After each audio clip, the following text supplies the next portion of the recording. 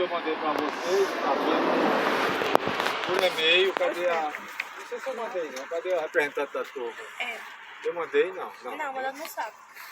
Hein? Mandando no SWAP. No SWAP, mas esse capítulo ele não vai pelo SWAP não, que é o capítulo de rocha magmática. Eu tenho que mandar para todos, que é de rocha magmática. E ele tem mais de 10 mega. Dá para todo tipo. Aqui no fim do capítulo tem as características dos 3 tipos de rocha. E eu fiz uma prática com vocês na aula. E tem que acertar meu ponto. Mas aqui tem as características da rocha, inclusive a textura, a estrutura, tem mais do que eu coloquei lá. Então, baseado nessas características, a gente vai... Aqui pode ter, ó, tem Vou passar aí.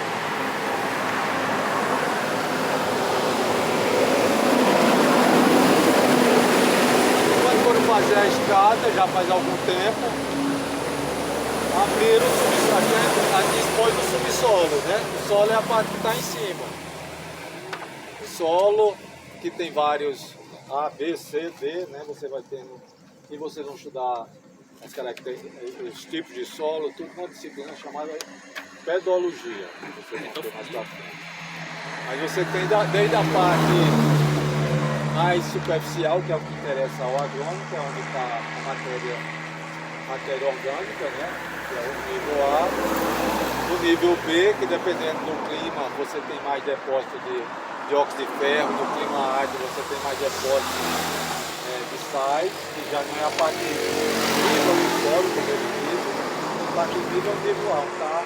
Toda a vida, né, que decompõe a matéria orgânica, que é onde as plantas vão se nutrir da parte orgânica, mas as plantas também se nutrem da parte inorgânica, porque a gente precisa de sais, de minerais, não só precisa de comida não. A comida tem que ter sais, minerais, a gente também precisa. Então, o nível C é uma rocha alterada e o nível D é a própria rocha. O nível C a gente ainda vê a estrutura da rocha.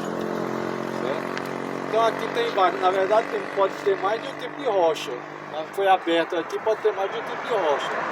Então essa daqui, dá para ver também ali, a primeira pergunta, é magmática ou não? É magmática, ela acha. Ele também acha que é magmática plutônica. Que não. Quem é que acha que não? Quem disser que não tem que dizer por quê.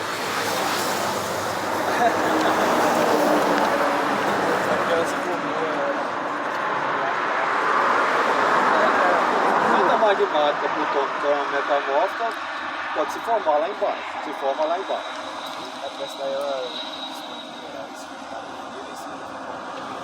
Olha aqui as características. As características estão aí, da magmática, da metamórfica e das sedimentares. Para vocês lembrarem aí.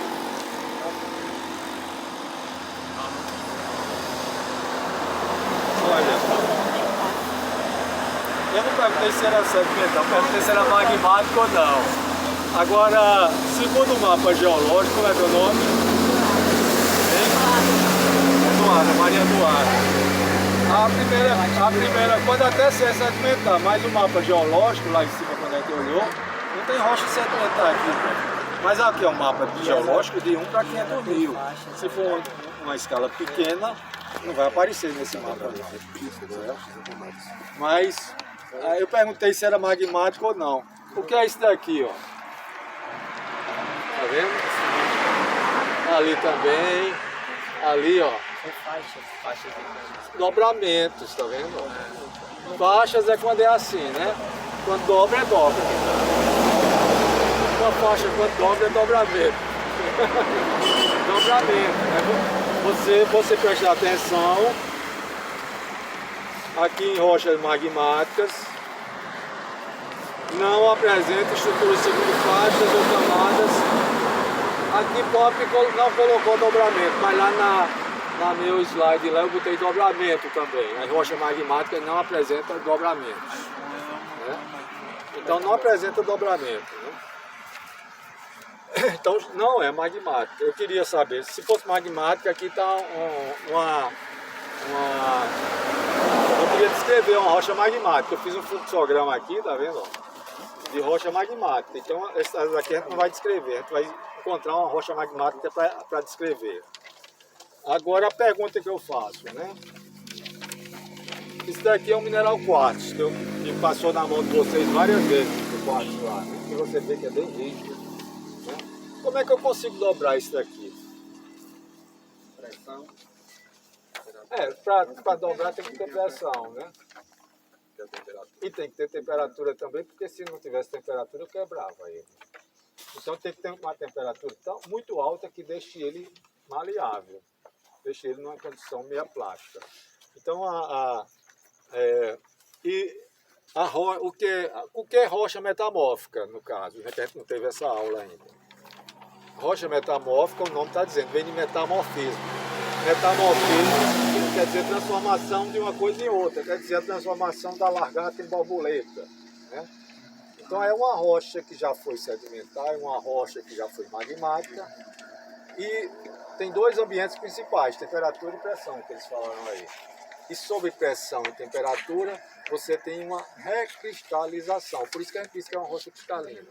Tem uma recristalização, mas outra coisa que não esqueça, sem passar pela condição líquida, sem se fundir. Essa recristalização é na condição sólida. Então você tem ações fisicoquímicas, né? Os minerais, por exemplo, se for por causa de areia quartzosa, eles vão se juntar, transformar em uns quartos maiores, os coros vão desaparecendo. Mas em uma condição física, não fica líquida não, porque se fosse líquida, esse solvamento, por exemplo, pode dizer que a rocha era em camadas e dobrou. Se fosse líquida, desaparecia essa estrutura de camadas. Entendeu? Não preservava, ficava uma coisa só, ficava um líquido, ficava um magma. Então se você tem faixas, dobramentos, ela está até mostrando o que ela pode ter sido anteriormente, né? Então é uma recristalização, né, sem passar pela condição líquida, sem haver fusão. Isso é a rocha metamórfica. E ela, no caso aqui, dobrou, como o pessoal disse, porque houve pressão direcionada, não é só pressão não, é pressão direcionada. Porque se fosse só pressão, metamorfismo pressão direcionada pode causar metamorfismo? Pode também. Pode também, mas não vai dobrar. Para dobrar você tem que ter pressão direcionada. Só se fosse a pressão que eu tinha no hidrostrato. Hidrostrato que é quando a pressão vem de todos os lados na mesma direção. Quando você vai, não sei se vocês já foram no ralo da piscina. Quem vai em piscina, dessas piscinas de Campina Grande, por exemplo, tem aquela parte mais funda, que é 3 metros, geralmente. Você sente a pressão aqui, sente a pressão em todos os cantos. Não é uma pressão direcionada, é uma pressão de 3 metros de profundidade. A pressão direcionada é essa daqui. Certo? Então você teve, tectonismo aí, empurrando uma placa, quando a gente pensa em pressão direcionada, a gente pensa em placa, um empurrando para lá, outro empurrando para cá. Então isso daqui se formou tem que olhar no mapa geológico naquele outro, mas certamente no Proterozoico, a maior parte das rochas é do Proterozoico. A gente não tem rocha aqui do Arqueano, não tem, a gente vai passar em rocha mais antiga. É do Proterozoico, mas eu não sei se foi do Neoproterozoico, porque é aquele evento transbrasiliano. Tem que olhar no mapa geológico lá. Mas foi pressão direcionada aqui. Né? Dobrou, numa condição, numa temperatura alta, mas muito alta, mas não alta para derreter. Não foi suficiente para derreter. Uma coisa que você podia pensar que não era uma rocha cristalina, é porque não está tão rígida, né? Mas é porque está em processo de temperismo. Então você vai ver, a gente vai ver uma outra até pior do que essa daí, que é uma rocha de temperismo que vai sofrendo processo de temperismo químico. O processo de temperismo químico vai quebrando, e o químico vai alterando os minerais, e a rocha é formada de minerais que vai muitas vezes enfraquecendo a rocha. Então, quanto mais para você estudar uma rocha, quanto mais recente, quanto mais abaixo, mais preservada ela. Quanto mais aqui próximo à superfície, está sofrendo o processo de temperismo. Em termos de rocha, eu ia falar isso. Tem temperismo. E de rocha, alguma pergunta? Magmática, metamórfica? Nada, né? Então você vê camadas em alguns cantos, em outros cantos você vê dobramento. A rocha magmática plutônica você não vê isso, né? Pode ser que em algum canto você tenha um veiozinho magmático aqui, porque você não vai ter essas características de camada, ou de dobramento, ou de faixa.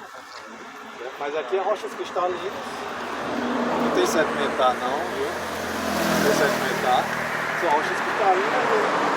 A maioria aqui, talvez quase tudo é metamórfica. Você vê camadas ou faixas ou dobramentos aqui.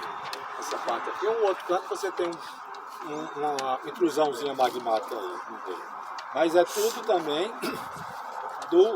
do pré-cambriano, né? do proterozoico especificamente. Em termos de intemperismo, a própria consistência da rocha aqui mais fraca, já houve ação química, essa cor daqui não é a cor da rocha. Essa alteração da cor pode ser a rocha que mudou, que está com outra cor devido à ação química, ou algum, como a gente está vendo ali, ó, preto e verde, ali são seres vivos. O preto é quando ele morre e o verde é ele vivo, são fungos. Então a ação biológica, e esse biológico aí é químico. Por que é químico? Esse ser é o primeiro que se instala, porque para um ser vivo, um vegetal se instalar no canto, tem que ter solo, para ele poder se alimentar. Então ele precisa de sol, mas ele precisa do solo, ele vai criar o ambiente dele, né? Aí, os inorgânicos, como é que ele faz aí, esse fungo faz? Ele secreta uma substância que reage quimicamente com minerais. Na hora que você está fazendo isso, ele já está produzindo uma ação química de temperismo. Então, um biológico químico. No fundo, um biológico vai ser químico ou físico. Lá, ali, por exemplo, já tem os arbustos, né, se instalando lá em cima. A rocha já está meio alterada quimicamente. A raiz, se ele encontrar um negócio, uma aguinha, numa fendazinha que a água ficou lá armazenada lá embaixo, a raiz vai lá para baixo e pode abrir mais a fenda. Né? Pode abrir mais a fenda. Aqui já formou um solozinho, uma depósitozinha de solo, está no solo aqui. Mas ali já tem umas árvores maiores que já precisam de raízes maiores. Né? Mas precisa de água, né? Se a água estiver mais embaixo, uma fenda que esteja armazenada, ela empurra a raiz lá para baixo, cresce lá para baixo. Às vezes você vê uma rocha assim. Como é que ela está aí? Certamente ali tem um solo e tem água naquela fenda também, algum depósito de água para ela viver. A não ser que chovesse todo dia. Aqui no caso não chove todo dia, né? Mesmo aqui em Campina Grande chove mais do que no Cariri não chove, tem época que não chove. Então tem que pegar água de algum canto. Principalmente quando é uma planta que aqui a Caatinga tem muitas plantas que ela mesma armazena água, né? Mas tem algumas que ela precisa de água. Não sei se aqui, se fosse a algaroba, por exemplo, a algaroba precisa de água. Ela não armazena água. Se instala não tem água no subsolo. Vai puxar longe. E se tiver lá embaixo com a fenda, ela vai lá. Apesar que a maioria das raízes é bem rasa, né, da algaroba. Então a gente tem processos, a quebra é processo físico geralmente, a quebra pode vir desde a formação da rocha, pode ser um processo tectônico posterior que quebrou a rocha, pode ser, no caso daqueles blocos lá que a gente falou, alívio de pressão, pode ser variação de temperatura, pode ser um explosivo aqui que abriu essa serra, essa estrada. É um processo físico de temperismo, aí no caso antrópico, né? O homem que botou explosivo. E o químico vai ser reações químicas, no caso aqui não tem rochas carbonáticas, mas aí cada mineral reage diferentemente um do outro, né? E como as nossas rochas, o grupo de minerais mais comuns são os feldspatos. E os feldspatos reagem com ácido carbônico, que é um ácidozinho que está dissolvido na água de chuva, bem fraquinho. Na hora que entra no solo, ele fica mais ácido, né, e vai reagindo com o feldspato. O feldspato vai se decompondo, pode se decompor a chegar à condição de argila, né? Então, se você tem uma rocha que tem muito feldspato, muito quartzo, mesmo que o quartzo não reaja quimicamente, mas se você tem uma corrente, basta um elo se partir que a corrente se parte. Se esse elo é a maior parte da rocha, a rocha vai se decompor, aí dá uma chuva e leva tudo. Aí você vai ver muito nos solos e nos rios, fragmentos, seixos e areia, no caso também, de quartzo. É o que vai sobrar, é o mineral mais comum, resistente ao intemperismo químico, é o quartzo. Ele é mais difícil de quebrar também, mas quebra, que é isso daqui, né? Você vê que a rocha está toda alterada, olha o quartzo como está pleno, como se diz aí, né? Está pleno. A rocha está escura, você nem vê mais mineral, é pequeno os outros minerais, né?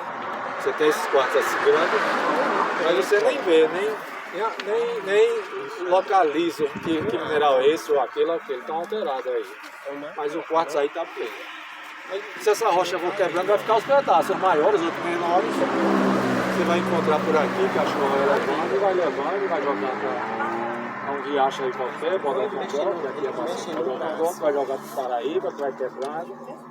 Se chegar lá em. Agora tem uma barragem de Acauã, se chegar em Acauã, vai depositar. Está parecendo uma? Esse aqui é. Na forma de seco, atualmente já na forma de areia. Vai quebrando até tamanho areia. A ficaria grossa, você não vai depender de quanto vai ser trabalhado aquele quartzo lá. Então, aqui na ação de interferismo, tudo é químico, é físico, é biológico. Mas aqui o biológico no fundo é químico ou físico. Só nos climas áridos, que você não tem água, no deserto mesmo, você só vai ter praticamente só físico.